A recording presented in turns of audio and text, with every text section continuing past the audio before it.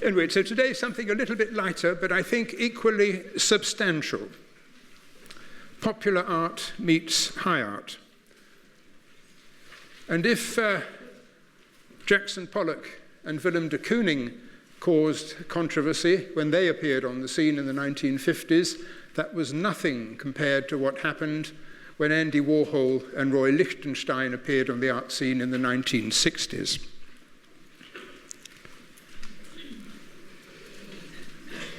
Cheap, gaudy, kitsch is how they were described. But by depicting, simply holding a mirror to contemporary consumer society, which seemed to have gone wild, they were really doing nothing more than what Hieronymus Bosch had done 500 years earlier with his paintings showing the moral decrepitude of the society in which he lived, with his religious paintings, you will remember. The 60s were anxious times. The Cold War was building up.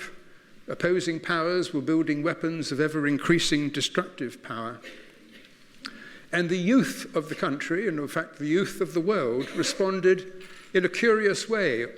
In one way, they were active in political protests, and in the other, they seemed to accept a fatalistic hedonism, manifest by rock and roll, free love, and LSD.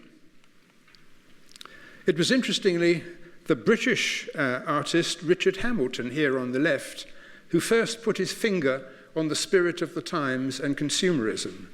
And Britain was well posed to do that because it had lived through the austerity of the Second World War and rationing, which went on in Britain until the middle of the 1950s, hard as it is to believe.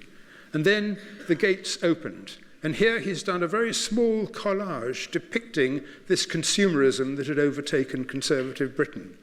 We can see on the floor there a tape recorder. Do you remember tape recorders? Aren't they quaint? A vacuum cleaner on the stairs there. A television set showing an American soap opera. And a standard lamp with the logo of the Ford Motor Company. A pin-up, and this muscle man holding what looks like a tennis racket strategically placed on which the word pop appears for the first time in art. But through the eyes of the British, looking across the Atlantic, America was more, bigger, and better. In America, advertisements for a car radio seemed to promise much more than just music. And of course, there were the film stars whose every utterance and deed made headline news. All these observations were seen through the sharp eyes of a highly intelligent man, Andy Warhol, who left us a legacy of unforgettable images, which indeed are icons of the latter part of the 20th century. And he had an immediate following among the youth around the world. Why? Because they had no time or inclination to engage themselves intellectually, which is what we have to do when we consider contemporary art. For them, a soap can was easily recognized, and Andy Warhol was real cool. So who was this man who was such an iconic figure so early in his career? Well, he was born Andrew Walhola from a Czech Catholic family in poverty, just outside Pittsburgh in Pennsylvania. And the family had immigrated from Czechoslovakia at the beginning of the century. His father couldn't find work. This was just before the Great Depression. His father couldn't find work in the local Pittsburgh steel mills, so he went to the neighboring state of West Virginia and worked in the coal mines for several decades. And there he succumbed from miner's lung, dying when Andrew Warhol was just 14 years old. He was a bright student at school, but because they were so poor, the minute school was out for vacation, he went to the local store, and there he was assigned to do some moving around of stuff in the fashion department. And there his eyes were opened to a completely different world, the world of glitz and glamour, which contrasted hugely with the poverty of his home environment. He went on, at the end of school, being a gifted student, to get himself a BA in art at Pittsburgh University. And then, with a fellow student, he took himself off to New York, full of self-confidence, the two of them, getting digs in the Lower West Side, and there he set up as a graphic designer. By the age of 20, he had two of his works published, one in Harper's Bazaar and the other in Vogue. So clearly a very talented and motivated, driven young man. He was taken on by the I. Miller Shoe Company as the graphic artist for their advertisements. And here you can see an elegant, simple advertisement that he designed for them, an elegant shoe there, with the delicate work you can see almost like a sort of tapestry work on the shoe, the meticulousness with which he actually did his work. At home in the evenings, he compiled a portfolio of what he called fantasy shoes. And this is where his mind was in the world of glamour. And the fantasy shoes were named for film stars. Here, just Babs, but a shoe designed with the name of Zsa Zsa Gabor, Judy Garland, Mae West, a whole portfolio of these, which he then embellished with gold leaf and silver leaf, a whole portfolio. His employers at the Miller Company were actually quite impressed with that, and they said, well, young Andrew, why don't you do the same, but with some shoe lasts? And he assembled they gave him about 20 of these lasts, which he then decorated in silver leaf and gold leaf, as you can see, which the company then arranged and had a professional photographer to come in, and that photograph became the company's Christmas card. So he was already well on the way. They paid him sufficiently well that he could now make a trip to Europe. And for the first time, he was seeing firsthand pictures in the great museums. Being a self-confident young man, he said, well, if these people can do it, I'm jolly well determined that I too will leave graphic art and become a real artist. He went back to America, but then the dilemma, what to paint? Bear in mind, he's had no formal art training at all. He did a course in the history of art, but this wasn't the same as actually learning the skills of a fine artist. So he turned to what he knew best, the consumer goods that were around him, simple things. He took out of the drawer of the shelf in the kitchen at home a can of Del Monte peach halves. But having the sensitivity of a fine artist, although never having had any training, he couched that in an abstract setting. Can you see there? And so he does with a can of soup that his mother had on the shelf there. So he takes the can of soup and he rips the label to give it some interest, and then he half opens the top of the can, can you see, pushes it in, and then paints it, very much in the style of a graphic artist, but his mind is working how to create this into something more than just a can of soup. So at the moment, he's aspiring to be a fine artist. And then he tries something different. He still hasn't found the subject matter. So he turns to cartoons. And he chooses 3 subjects for his cartoon. He chooses Superman, he chooses Dick Tracy, and he chooses Popeye. And what is so interesting is, why did he choose those particular figures to paint? And it says something about his psyche. Because Popeye, you remember, the sort of pipe-puffing sailor man, sees a can of spinach, and with his hand he pops it open, the can top floats away, and he gulps the spinach down, and suddenly you see his muscles rippling, and he transforms himself into a Tarzan-like figure. Why Superman? You remember Kent Clark, the working-class jobbing reporter who sees a damsel in distress, and suddenly, da-da, Superman. And that says something about Andy Warhol's thinking process, this dual identity, which will actually come to haunt him as far as his reputation is concerned later in his career.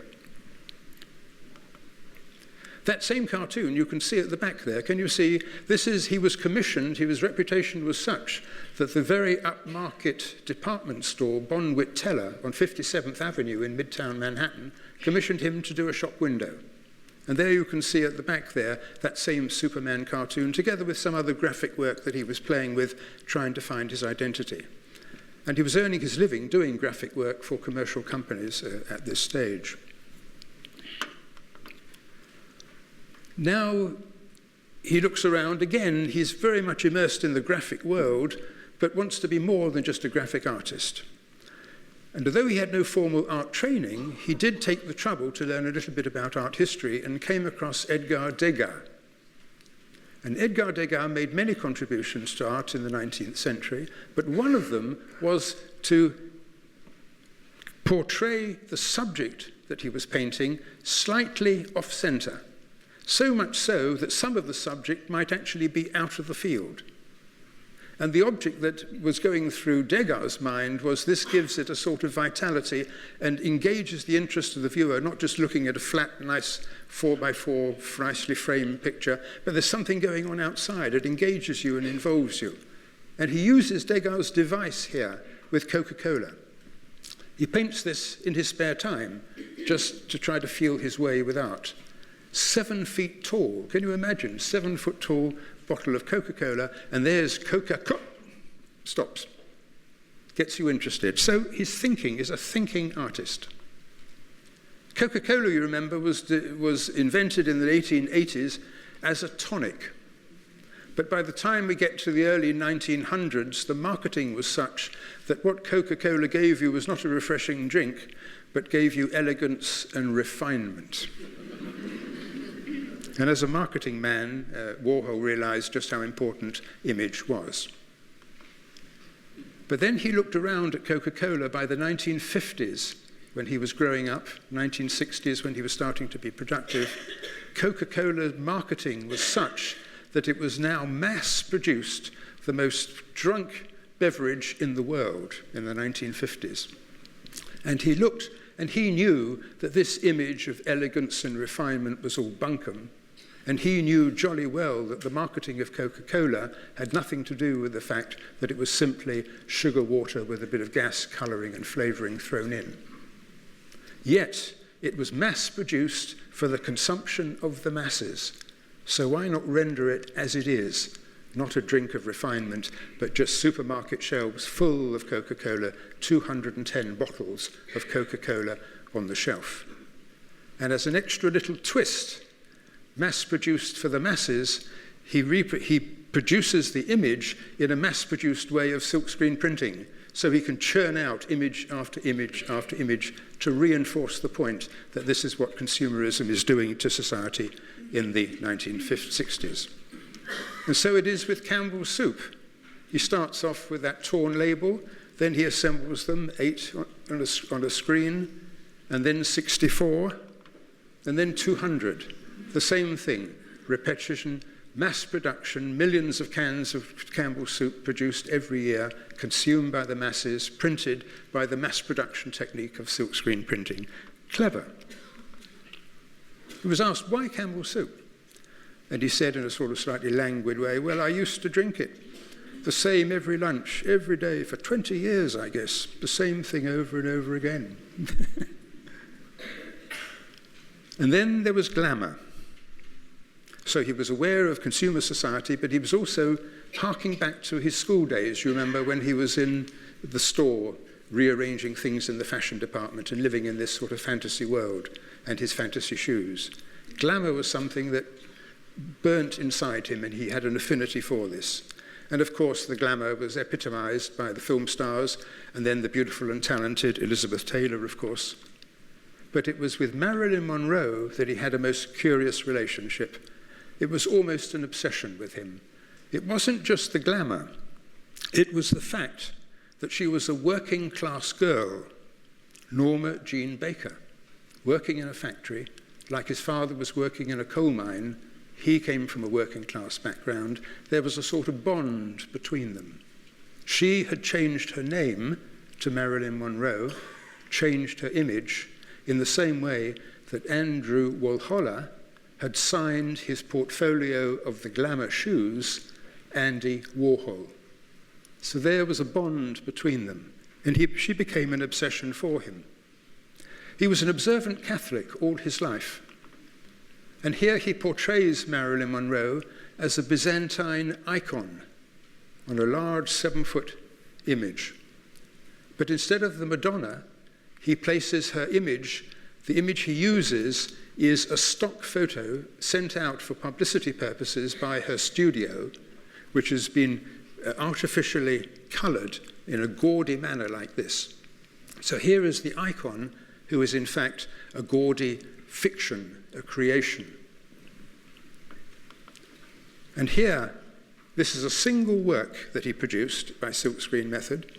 On the left, we can see Marilyn Monroe, so popular, her image so universal worldwide, that she's now a commodity, like Coca-Cola, like Campbell's soup, like Marilyn Monroe, repeated, repeated, repeated, repeated, repeated. So she's debased by her very popularity. And he objects to that. And he recognizes that this, in fact, is a working class girl who's being used. And on the right-hand side of the silkscreen print here, we can see he's deliberately done it in black and white only. The stark realities of working class life are black and white, not in color. And he's over-inked the canvas, the silkscreen, can you see on that second vertical panel? And then over-inking her, rendering her human, vulnerable, a flawed personality, who, like everybody else in life, at the end of their 15 minutes of fame, will fade away. Or so he thought. And on the 4th of August, 1962, Marilyn Monroe kills herself. She was found dead in bed in her Beverly Hills mansion. Marilyn Monroe kills herself, found nude in bed, hand on phone, took 40 pills. This great icon was no more. And as luck would have it, I was in Los Angeles that very weekend. I was a medical student, finished university, about to start my clinical training in London, and I had a couple of months' vacation, and I took a $99 ticket on Greyhound bus that took me from New York right up through Canada, right across to San Francisco, right down again to Los Angeles, where my aunt had a cousin I took full advantage of, stayed, and in the morning of the 5th of August, we woke up to discover that Marilyn Monroe was dead. And I can tell you, it was as if the world had come to an end. Grief like no one had ever seen. This was the impact of Marilyn Monroe, and Andy Warhol had put a finger on her vulnerability earlier on. Andy had always had a fear of death, and this redirected his thoughts as to what he would now paint, away from the repetition of consumerism, away from glamour, but to disasters. And what struck him 2 months after Marilyn Monroe commits suicide, a plane takes off from Orly Airport in Paris, bringing American tourists home, and crashes in a fireball just beyond the runway. Everybody on board is killed. New York Mirror, June the 4th, 1962. And there is the image reproduced as a painting by Andy Warhol as he tries to get his head around this concept of disaster. You can feel his mind working as he's reproducing this image in paint on canvas. And he just manipulates a little bit the photograph that the newspaper published there, and there's the wing of the plane and some of the gendarmes standing around guarding it whilst the people try to sort out what had happened. The irony of that accident was that among the passengers was a group of docents from Atlanta's High Museum of Art who had visited Paris to see the museums and were now coming back home, all killed. And the irony is that Andy Warhol has now turned art lovers into an artwork. Ironic and rather sad. Plane crashes are rare but highly dramatic. Car crashes, on the other hand, are so mundane, so common, that we basically, unless we know the individuals concerned, we tune them out. And here Andy makes that very point of how we tune out things because of their nature of repetition. car crash after car crash. It's just a sort of background. It doesn't even, never makes the front page of the newspaper, and it rarely makes the inside pages. And this is where our senses and sensibilities are being blunted by the very act of repetition, a branch, if you like, of consumerism. And then, of course, his fascination was not only with Marilyn Monroe, but especially with Jacqueline Kennedy. Why? Because she combined glamour, like glamour had never been seen before, and tragedy, never as deep as before, sitting next to her husband on that fateful day in Dallas when he's assassinated. So he was obsessed now with Jacqueline Kennedy. And I can tell you, for days, weeks, and months, all the channels of television were showing retrospective films of the life, not of Jack Kennedy, the president who was assassinated, but of Jacqueline Kennedy, her life before, during the time of the assassination, and immediately afterwards. And this went on and on and on, and her grief became almost like a commodity, which is just by virtue of repetition, we simply tuned out and became a background to our daily lives. And then there was the electric chair. I think we all have a ghoulish fascination with executions, however much we try to tune that thought out of our mind, we do. It's built into our psyche, and particularly the ghoulish execution by electric chair. And Warhol was aware of that. And here, in a single work, divided in two, like the Marilyn Monroe pictures we saw just now, we see a series of electric chairs reflecting the sheer number of executions that were taking place, particularly in Texas and in other states throughout the United States. It was the boom of capital punishment were taking place year after year. But what does he do? He doesn't just do electric chairs like a commodity, which indeed it had become almost, tuning out our sensitivity. He gives us an opportunity on the right side of the screen here to contemplate a space and time, to contemplate the reality of what we have dismissed on the left-hand side of the screen. A clever thinking man. Unfortunately, he cultivated a persona that eclipsed all those, I think, remarkable achievements as an artist. He was obsessed by his physical appearance, for example. He had his nose done. He dyed his hair. And then he took to wearing dark glasses and wearing a white wig.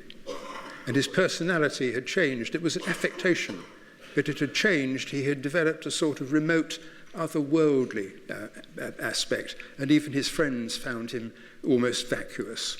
And this wasn't the Andy that they actually knew. Do you remember that film, Being There, Peter Sellers? I don't know if any of you saw that. Chauncey Gardiner. It was a wonderful conceit, wasn't it? There's this little gardener who has nothing in his head at all. He knows how to plant flowers, and that's about it. Who's mistaken for some great genius. And people come up to him with a microphone and asking his opinions on worldly and philosophical events, and he utters a few words, and they say, thank you, and it's the when it all gets public. That was Andy Warhol. He cultivated that sort of image of Chauncey Gardiner. He had actually modelled himself on the writer Truman Capote, who was also obsessed with glamour and publicity, and like Andy, was actually gay. Both of them were, although Andy didn't make a big issue of it. Andy was getting sufficiently recognised critical acclaim and beginning to sell his work that he could afford to move away from his mother's apartment in Lower Manhattan to a large apartment which doubled both as his accommodation and as a large studio he called the Factory. And in the Factory, he surrounded himself by his acolytes with his remote, otherworldly persona. And his acolytes would consist certainly of would-be art students, but also transvestites, druggies, and dropouts. Described by that wonderful Australian art historian, Robert Hughes, as space debris. Isn't that a wonderful term? Only an Australian could come up with that to describe these people. But Andy Warhol didn't call them space debris, he called them his superstars. One day, back in his studio, one of his former superstars came back, and out of her handbag, she takes a gun, and she approaches Andy Warhol and screams at him, "You have taken over my life." Bang, bang, and she fires 6 shots into his body, leaving him for dead. He survived. He was taken to hospital, hours and hours of surgery over many days, in hospital for 2 months, when bullets were removed from his neck, his chest, and his abdomen. And here he's showing us his scars. His celebrity, therefore, having had this, a bit like James Dean and Jackson Pollock, dying young gives you elevated celebrity, so escaping by a hair's breadth, being assassinated, gave him even greater celebrity. And now the factory was a scene of celebrities, one after the other, coming to pay homage to the great man. One of them, for example, was here, a painter and actress who called herself Ultraviolet. But others who came, Salvador Dali, on his several visits to New York, would drop by to say hello and to exhibit himself. Jane Fonda would come by, the Rolling Stones would come by, and even Henry Kissinger came by. In his last 10, 15 years or so, he changed course again, this time doing portraits. But he did so, starting off with an iconic portrait, like Marilyn Monroe, or like Jackie Kennedy, or like Elizabeth Taylor, Mao Zedong. And the image he took, like Marilyn's stock photograph supplied by the film studio and rendered gaudy, he took the stock photograph issued by the Communist Party of China, which appeared in Mao's Little Red Book. And that image had been produced and reproduced. It was all over China on the hoardings everywhere, and in all left-leaning countries around the world, Mao was the great hero. And so using his silkscreen process, he copied the image onto a silkscreen and then by hand embellished it with paint. Can you see? It's a sort of novel technique that he developed. But Mao was so ubiquitous, he had become like Coca-Cola, Campbell's Soup, Marilyn Monroe, and had virtually, by virtue of repetition and repetition, become a commodity, which Andy Warhol makes the point about by putting his image in purple there. This is it. Photograph was taken in a studio in an exhibition that he had with Mao at the beginning there. But can you see the background to that strip of small pictures going down the middle there, portraits, done in different styles? The background is a purple face of Mao, which he has reproduced on rolls and rolls and rolls of wallpaper. Celebrities wanted their pictures painted too. Here, David Hockney, for example. And he also did about 20 paintings, portraits of himself. Here, a young Warhol, before the affectations really took hold, but already an enigma, half in light, half in shadow. And then later on, almost totally concealed by camouflage, with just inspiration darting out of his head. And then he said, he was asked, explain yourself. I don't think we need to explain. I think we can see, if we just give him the credit that he's due as an original thinking artist, not just a man who produced Campbell soup cans. If you want to know about Andy Warhol, why not ask him to really try to get to the bottom of this man? And in his vacuous way, he replied, if you want to know about Andy Warhol, just look at the surface of my paintings, my films, and me, and there I am. There's nothing behind it. Absolute nonsense. I think you would agree there was a lot behind Andy Warhol. But Andy was not the only one working in pop at the time. And here was the cool, calm, intellectual Roy Lichtenstein. And it was Roy Lichtenstein's cartoons that caused Andy to back off. Do you remember the Superman cartoon that made its way to the Bonwit Teller shop window? Andy discovered that Roy Lichtenstein was doing cartoons as well. He had a quick look at the quality of the work, realized that Lichtenstein was streets ahead and had really got something going here, and Andy Warhol backed off the cartoons, and that's why he went away into glamour. So here's the man now who turns cartoons into art. And he does so in the same vein. Here we are, a work, Vroom, this is one of the things that he did, you're probably familiar with it. He does this by meticulously reworking the cartoon in order to challenge us. And to challenge us in a way, he does some work that is, like Andy Warhol, reflecting the consumer society. But there's much more to Roy Lichtenstein than that, because he was much more interested in answering a fundamental question about art. And that question was, what is it that actually constitutes a work of art? When is it an original work of art and when it is a copy? He was interested in this. And really, he was asking the same question that Marcel Duchamp had asked with his urinal. Do you remember that famous 1920s, was it? A ready-made urinal that the French are very fond of in public places. There it was, placed on a stand in an art gallery. And by very virtue of placing a commonplace object like that in an art gallery, Duchamp argued, this is now art. Well, isn't it? We still wrestle with that. Not only was it Marcel Duchamp, it was also Jasper John. Do you remember that picture of the American flag superimposed another? And he really relaunched Marcel Duchamp's question with his American flag. Is it a flag? Is it a painting? Why are we still arguing about it? Because the answer was not forthcoming from either of them. And now, Roy Lichtenstein picks up the same question.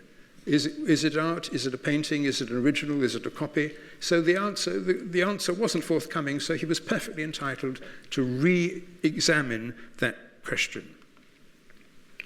The art critics missed the point entirely.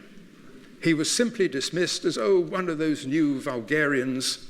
And then as a counterpoint to that slide I put up yesterday, you remember, on Jackson Pollock, the greatest painter in the 20th century, question mark was concealed.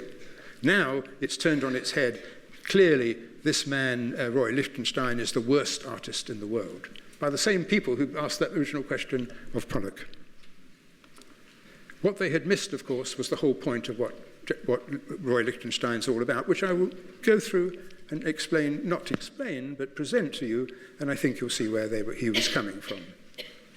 He came from a middle-class family in New York and went to Ohio State University, where he got his BA in fine art. But then the war interrupted, he was drafted, and towards the end of the war, in 1944, he found himself with American forces in France, which had just been liberated. And he took advantage of being in Paris in military uniform, going to the museums to see what was there.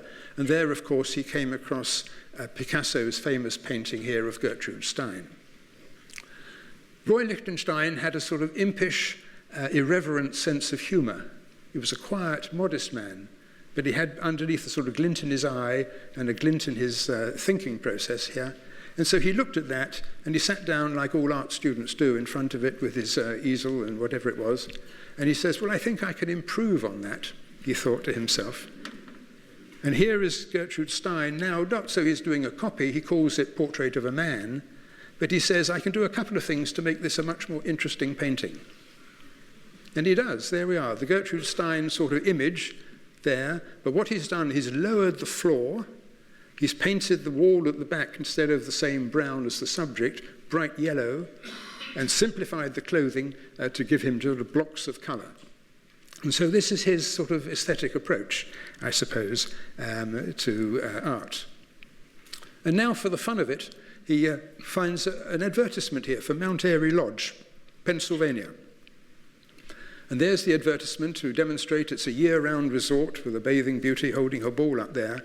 And he says, well, that's okay, but let's see what we can do with that image.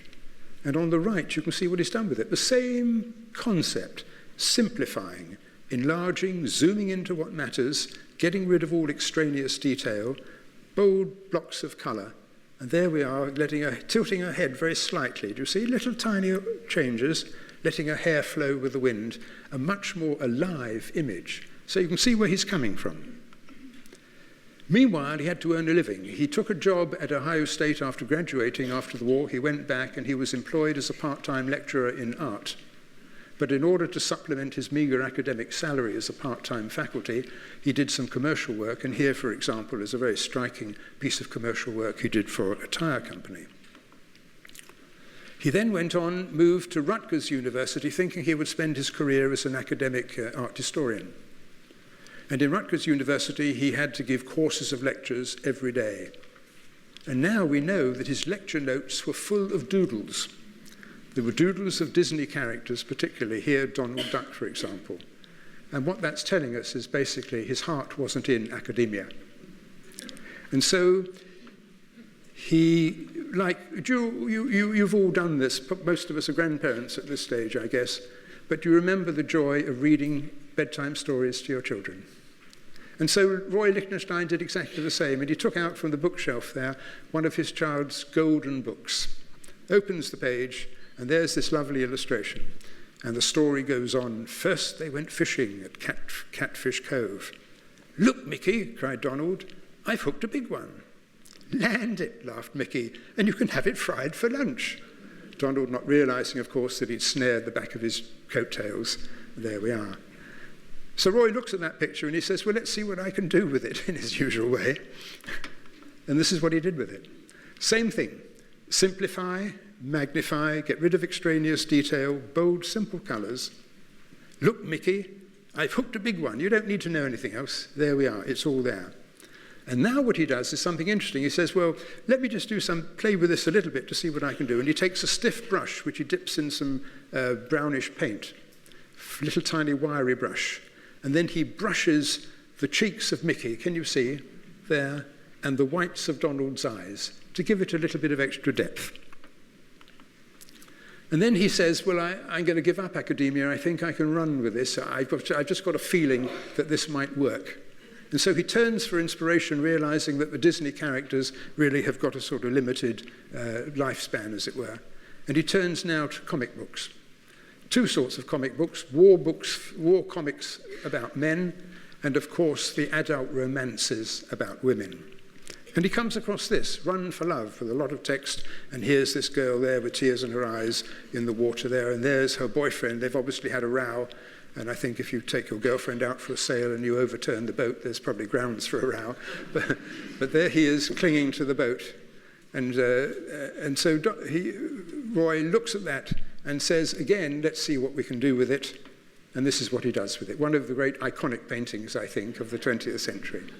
And what has he done to achieve this intense, almost visceral response that we all just had to that picture as it came on the screen there? He's deepened the color of the blue of her hair. He's sharpened the outlines of the tears in black. The sea now is black and white, bold.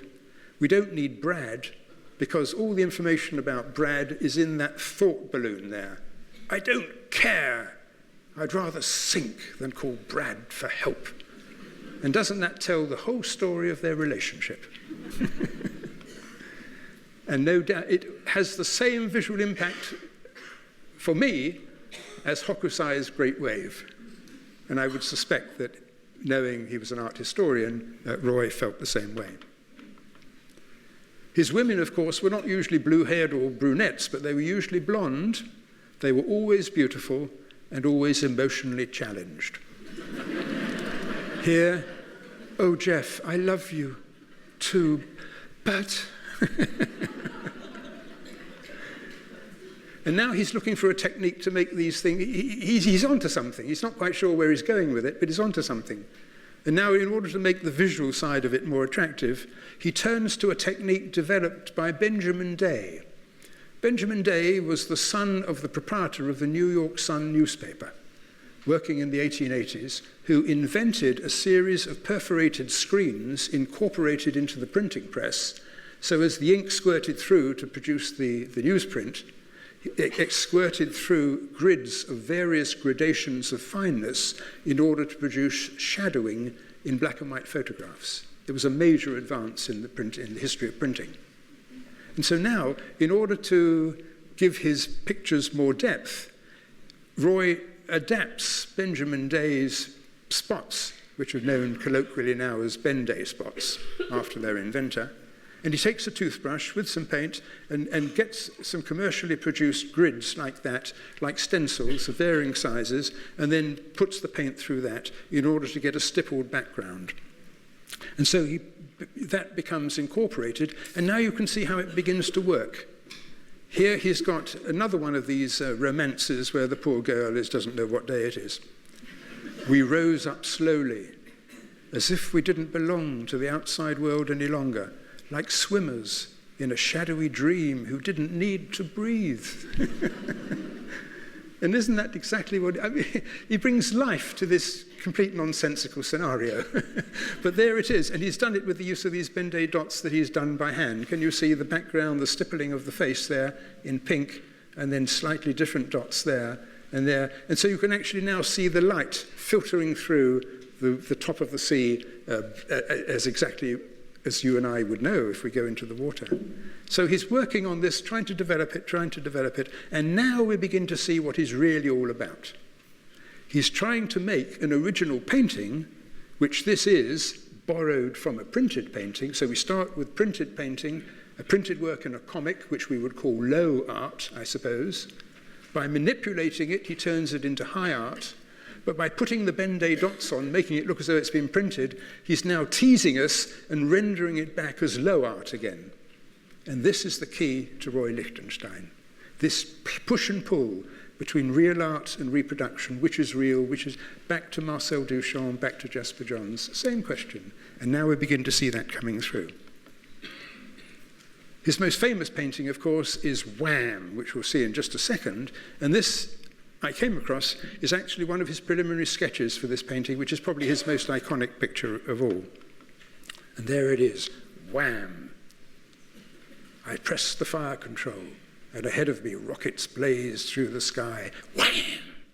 Visually, it absolutely hits you, doesn't it? I mean, it's as a piece of graphic art, it's absolutely stunning. But what is interesting here is something slightly different to what we've been talking about. He has sanitized it to remove any moral scruples we may have about what we're witnessing. So he's aware of how you can play with people's emotions. And now he goes into a phase of satire, a parody, if you like. At this time in the 1960s, Jackson Pollock killed himself, now a great sort of folk hero, and who's assumed his mantle? None other than Willem de Kooning. And Willem de Kooning, you remember from yesterday, started out his career as a house painter with these big brushes, and we saw that in the vigor of his late woman paintings, and particularly that last one we looked at, Door Onto the River, you remember, with his house painter brushes in yellow. Big, bold slashes of paint, very, very physical. And now the clever, cunning, modest Roy Lichtenstein parodies that by reproducing de Kooning's brushstroke, but in a manner that is done with meticulous precision, down to the very drops that are dripping down in yellow and green on the sides there. A parody of this great man trying in an impish, impertinent, humorous way to bring this famous de Kooning down a peg or two. And now he tackles the great master himself, Picasso, and his famous Cubist portrait of a woman in a hat. And he does it, he copies the outlines almost perfectly, but now with the Ben-Day dots in the background there, big bold splashes of colour as if it was printed on a comic book, whatever it is, he's now playing with this sensitivity between what's real and what's not. So we start off with high art, which is Picasso's image of the woman in a hat, which then Roy makes look like low art, as if it's printed with his Ben-Day dots and just flat patches of colour like that. But then the low art, because he's actually put a lot of thought into this and skill, I think one could argue is almost high art again. So here we go, sort of full circle, playing with this push and pull of what's art and what's reproduction. And now he can't resist having fun with the great Henri Matisse. At the back there, we can see his dancers, one of the most iconic paintings of the 20th century. But again, like he did with Gertrude Stein, I think I might be able to improve this. And he does so by letting music waft in through the window to help the dancers along. And then we've got Matisse's Still Life of Lemons there, looking as though they've just been printed. And then he inserts himself, Vanity of Vanities, with his own coffee mug and his paintbrushes, you can see at the top left and the bottom right there. So he's helping Matisse along, he thinks, all with tongue-in-cheek, of course. So, Andy Warhol, Roy Lichtenstein, and now we've got Klaus Oldenburg. He's been described as the thinking man's Walt Disney. Lovely term. And now he turns, Klaus Altenberg turns with this hamburger, he turns Andy Warhol on his head. For Andy Warhol, consumer items were just one of many mass-produced, image after image after image. And Klaus Altenberg says, no, no, no.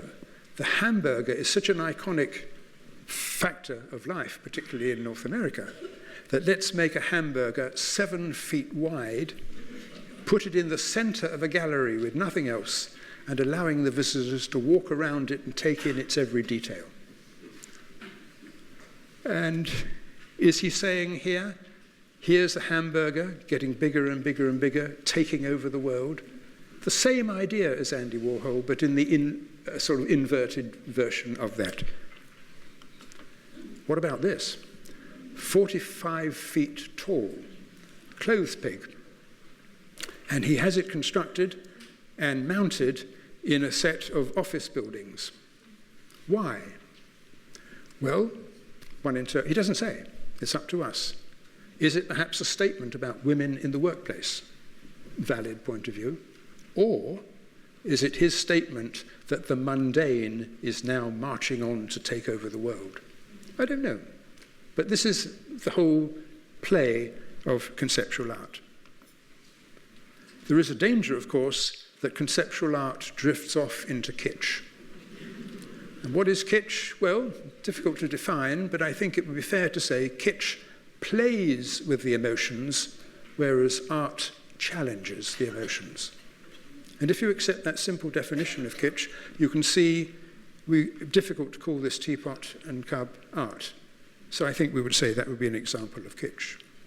The artist who straggles that narrow line between pop art and kitsch is this man, Jeff Koons. Jeff Koons caters to the mega-rich, and in the process has made himself a multimillionaire.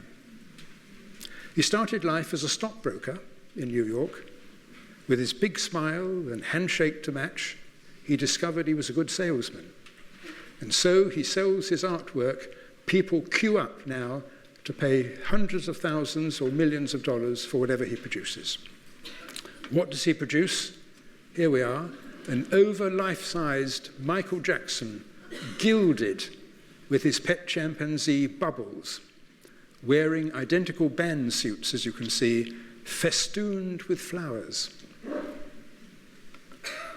And if you've got $1 million to spare, you can commission, these are commission only, commission a balloon dog, standing, 8, 9, 10 feet tall, made of highly polished stainless steel, looking for all the world as if it had been created by a few flips of the wrist on a balloon.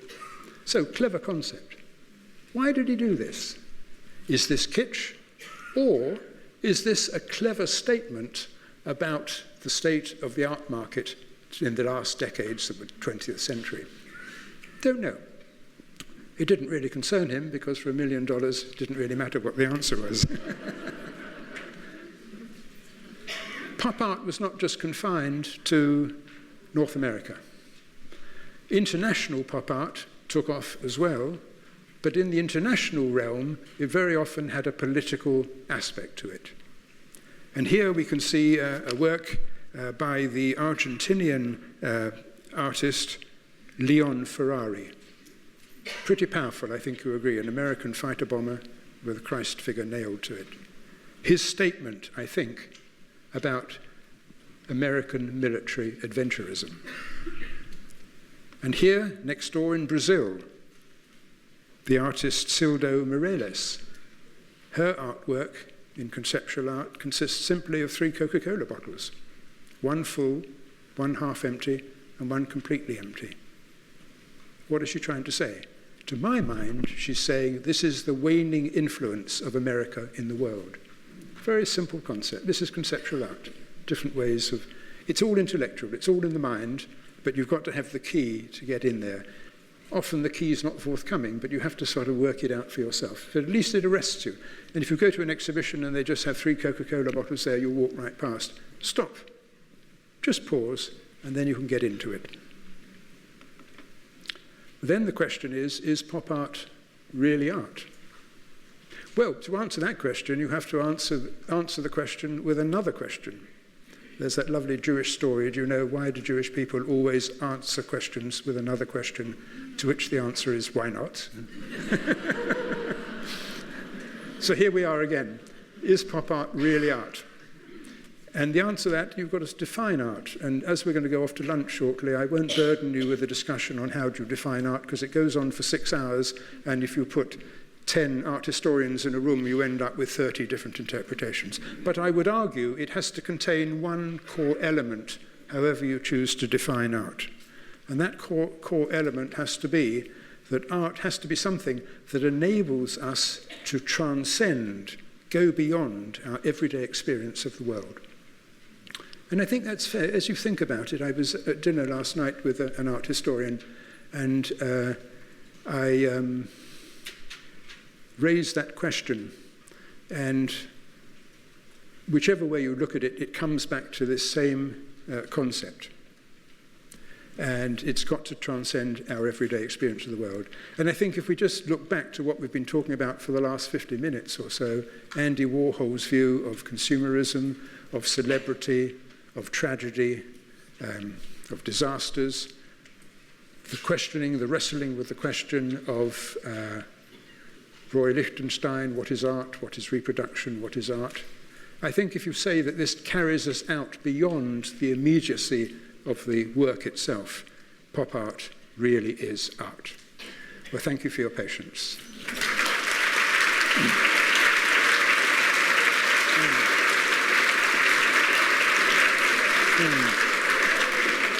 Oh my, we finished early. That's never happened in the history of any of my talks, but there we are.